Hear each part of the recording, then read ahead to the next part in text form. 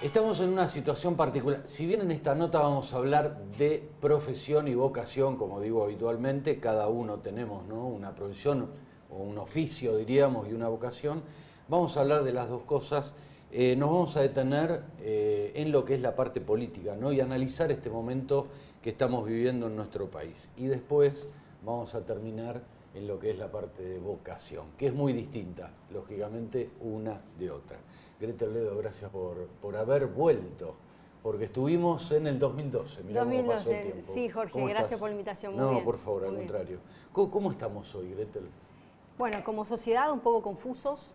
Realmente muchas de las personas, muchos de los argentinos han votado una alternancia, más que nada apuntando, digamos, a un progreso definido en materia social, en materia económica, en todas las áreas. Y lamentablemente ya no podemos tampoco endilgar ni a la gestión anterior ni a las variables internacionales. Lo cierto es que por la cantidad de años que hoy ya transcurrieron, este gobierno puede jactarse de decir la culpa la tuvieron o los de afuera o los de adentro con el modelo anterior. Ya hay que asumir responsabilidades. Y en ese plano la sociedad está confundida. ¿Por qué? Porque hay muchos que no quieren volver al modelo anterior, pero que también presentan un alto nivel de disconformismo respecto a esta gestión. En ese dilema todavía no hay un peronismo claro que pueda llegar a ser una alternancia y un tercer lugar definido que pueda realmente dar las posibilidades para que este gobierno deje estas 4 años de presidencia y se hable de una renovación política. En ese sentido, podemos decir que la responsabilidad es parte de la oposición, es compartida, voy a decir que es compartida, hay responsabilidades compartidas de la ciudadanía en su conjunto, que quizás no avisoró esto con tiempo, en el afán, digamos, de querer comprar promesas de campaña y todavía no sabía ni cómo instrumentarse, cuando desde el primer día se dijo la inflación en este gobierno no va a ser un problema.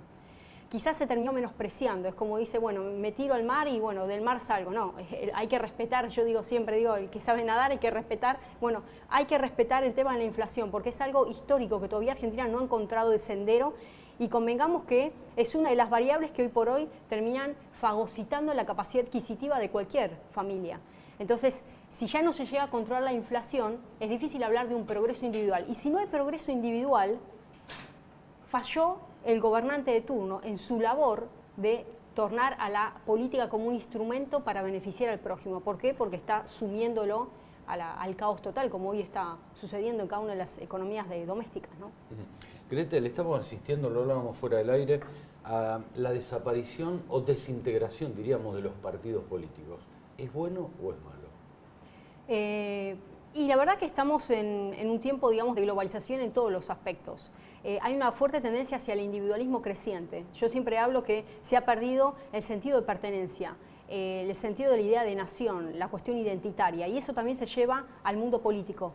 Se ha perdido la génesis y aquellas grandes ideas que forjaron partidos populares, partidos que han invitado a muchos de los electores a ingresar a la vida política, como en su momento fue el radicalismo, partidos que han logrado la adquisición de grandes derechos sociales, como fue el peronismo. Esas grandes banderas que han gestado oleadas revolucionarias positivas, hoy por hoy han desaparecido, ¿no? Entonces está todo en el sálvese quien pueda. Y esto se lleva al plano de la familia, porque también hay una desintegración, ya no sabe lo que es la noción de familia, se ha cambiado qué es una familia.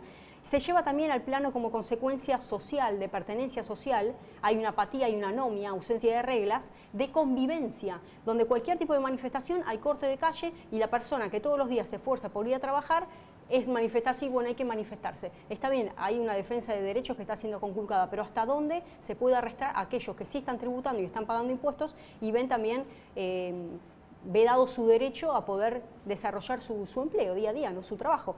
Con lo cual tampoco hay niveles de convivencia y hay hordas de violencia constante donde están los que se manifiestan y están aquellos que quieren trabajar y que tienen su puesto de trabajo. Entonces, confrontación en el seno de la familia, confrontación a nivel social y confrontación a nivel político, de una gobernancia totalmente inmadura que no solamente se ve en el gobierno, que es una simple alianza electoral de estrategias para ver cómo hacemos para ya ni siquiera 4 años de elección, 2 años. Este desgaste constante hace que estemos en campaña permanente. Entonces no hay gobierno, hay campaña, hay proselitismo constante. A nosotros, a la ciudadanía, nos desgasta, porque nos convoca a las urnas constantemente y hace renovar en nosotros un compromiso que dijimos, bueno, te estamos dando un voto de confianza en 4 años, pero no basta. Ya son 2 años, a ver si voto de censura y voto de confianza. Entonces ese desgaste permanente hace que cuando a un joven uno le habla de un partido político, dice, no, yo me dedico déjame estar, digamos, déjame estar, y con la política la dejan de un lado y siguen su vida, porque no hay una madurez de lo que es la noción de política. La política como el arte de beneficio del prójimo, y cuando digo el prójimo, es el próximo, es la persona que tengo a mi lado. Entonces, cuando no hay ese nivel de madurez, ¿no?, y de responsabilidad y de compromiso, se quiere, de tolerancia y de respeto, es difícil que hoy por hoy la noción de partidos políticos tal cual fue concebida, partidos centenarios, siga en su punto incólume. Hoy por hoy está siendo totalmente resquebrajada. Ahora, esto dio lugar a la fortaleza de los personalismos. Argentina de por sí tiene una tendencia hacia el hiperpresidencialismo. Esta figura hace que todas las decisiones, se llama decisionismo político, lo dice Schmitt, Carl Schmitt habla de decisionismo político, donde todo cae en cabeza del presidente. Vamos al caso, por ejemplo, de este gobierno actual. Tenemos los ministerios. Cualquier tipo de obra importante en cualquier ministerio se jacta de arrogarse la Casa Rosada con Marcos Peña a la cabeza. Entonces, es difícil que a veces cada uno de los ministerios pueda brillar o pueda llegar a tener acciones propias cuando automáticamente va en ascenso. Ni siquiera hablemos del plano de comunicación, porque también está orquestado qué se comunica puertas adentro y cómo se comunica. Entonces, hay decisionismo político en el Ejecutivo y hay una morigeración del resto de los poderes. Vale decir, si estamos hablando de un balance que tiene que haber entre el Ejecutivo, el Legislativo y el Judicial, como este gobierno tampoco está teniendo las mayorías en el Parlamento, de alguna manera es difícil, digamos, consensuar y lograr la legitimidad necesaria para poder darle sustento a las políticas o el ideario que tiene el Ejecutivo de por sí. Pero convengamos que más allá, arriba de un 50% de las iniciativas legislativas tienen inicio en el Poder Ejecutivo. O sea, volvemos al decisionismo. No es que el Parlamento constantemente promulga, no. La mayoría de las iniciativas emanan del Legislativo y entran como proyectos de ley, ingresan al Legislativo y automáticamente salen, por supuesto que sí, la mayoría de las veces. Porque el que dictamina y el que configura las políticas de Estado es el Ejecutivo. Graso error. Graso error, porque si estamos hablando que el Parlamento representa a cada uno de los ciudadanos, ¿no? El pueblo no delibera ni gobierna sino a través de sus representantes, ahí es donde tendría que estar activo el Parlamento, que hoy por hoy lo que hace es seguir por detrás la agenda gubernamental. Ni siquiera puede instalar la agenda. No puede instalar la agenda. ¿Qué hizo el gobierno? Aborto. Después el tema de la reforma tributaria, reforma fiscal y tantas cuestiones que ha querido incentivar y lo ha metido por mesa de entrada. No se pasa, acá no pasa por poner el sello mesa de entrada de ingreso al expediente. Así no se trabaja. Está muy desdibujado. Está desdibujado, falta el diálogo, falta el consenso en todos los sectores. De poderes, ¿no? Es exactamente. Un manoseo de uno con otro. Exactamente. Exactamente. Dentro de esto, Gretel, ¿cómo desarmar? Porque pasa esto también un poco por la cultura nuestra, ¿no? Este presidencialismo paternalista, le agrego yo. Porque es un paternalista, ¿no? Uno busca un pater siempre, ¿no? En todo esto. ¿Se puede vencer cultura? Sí, acá es fundamental trabajar en la noción de asumir responsabilidades en cada una de las áreas, y aún me refiero al plano social. Hay muchos de los ciudadanos que dicen, bueno, yo cumplo en las urnas, voto y después que se encargue el gobierno de turno, total yo lo voté, ahora la responsabilidad es de la clase gobernante. Por supuesto que sí, hay una gran alícuota de responsabilidad, pero la mayor parte de esa responsabilidad también la tiene la ciudadanía. ¿Cómo?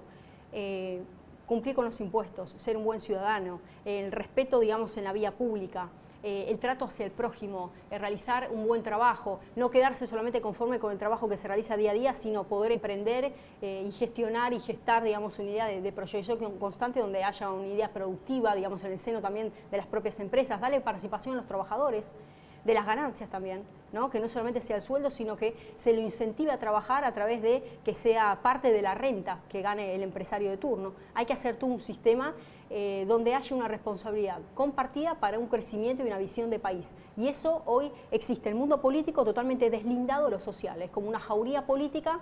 Y la ciudadanía solamente espera las elecciones, se acuerda de cuándo hay que votar y no hace su parte, vuelvo a decir. Entonces, tiene que haber una cuestión de responsabilidades compartidas, tanto a nivel social como a nivel político. Es el sistema político y el sistema social. Como decía Parsons, tiene que haber un equilibrio en todos los sistemas. Está el sistema económico, político, social, educativo, tiene que haber diálogo y ahí también cumple un lugar fundamental la academia, ¿no?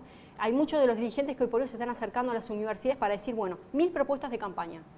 Y están haciendo parte a las universidades nacionales, y eso es más que correcto, justamente hay muchos universitarios que se reciben y hoy no encuentran asidero necesario a sus ideas ni siquiera el lugar para poder gestar su propio microemprendimiento o lanzarse, digamos, de manera independiente. Se forma en la universidad pública y gratuita y después tiene que buscar experiencias afuera, oportunidades afuera, porque Argentina no se las da.